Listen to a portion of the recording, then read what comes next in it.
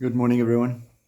First of all, just a bit of reassurance to you. Yeah, I was in hospital for a couple of days last week. Nothing, hopefully not too serious. I've just had to have an antibiotic drip up, and that continues for a while, but they've let me out. Thank goodness they let me out. Anyway, so I will continue to keep you updated. In the meantime, I'm afraid you'll have to put up with me for a little while longer. The readings today are quite interesting. Matthew's Gospel, chapter 12. The people are saying to Jesus, Master, we would like to see a sign from you. And Jesus says, well, haven't we given you enough signs? And what about the sign of Jonah, who was swallowed by a sea creature? It doesn't say a whale, by the way. Swallowed by a sea creature. And for 3 days, he was in the belly of the sea creature and then coughed up onto the shore.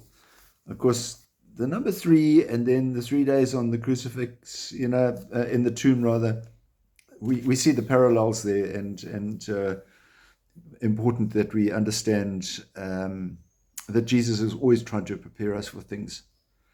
Then in the book of Exodus, we find today Moses, who, interesting, last week we just saw him drifting down the Nile in a basket.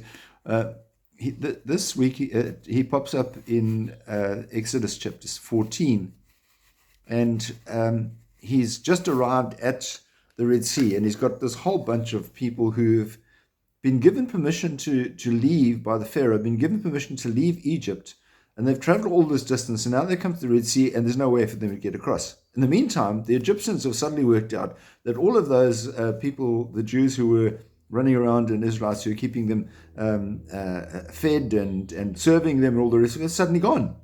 They said, we need them back. So they sent the armies after them to come bring them back.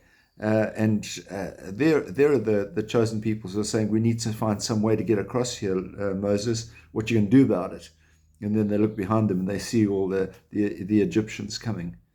Now, tomorrow is the feast of St. James, not Father James, St. James.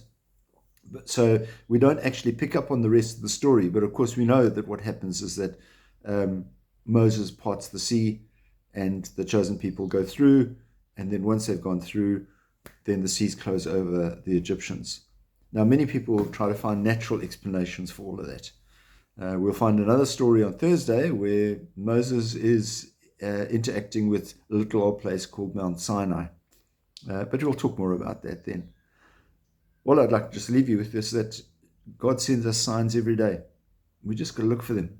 The most beautiful sunrises, the gift of love that we have when we encounter it, and so many things that perhaps we take for granted, so many things that the Lord gives us.